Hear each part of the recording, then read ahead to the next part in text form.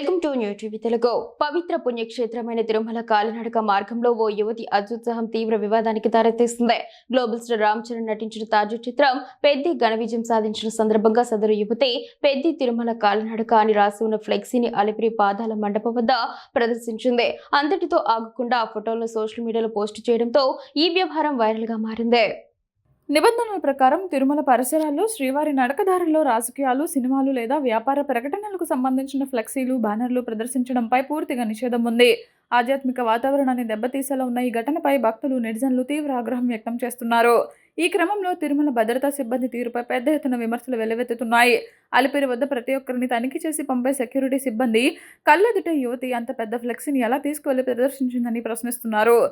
భద్రతా సిబ్బంది నిర్లక్ష్యం వల్లే ఇలాంటి సంఘటనలు పునరావృతమవుతున్నాయని, ఆలయ ప్రాశస్త్యాన్ని కాపాడేందుకు టీటీడీ భద్రతా విభాగం తక్షణమే కఠిన చర్యలు తీసుకోవాలని డిమాండ్ చేస్తున్నారు.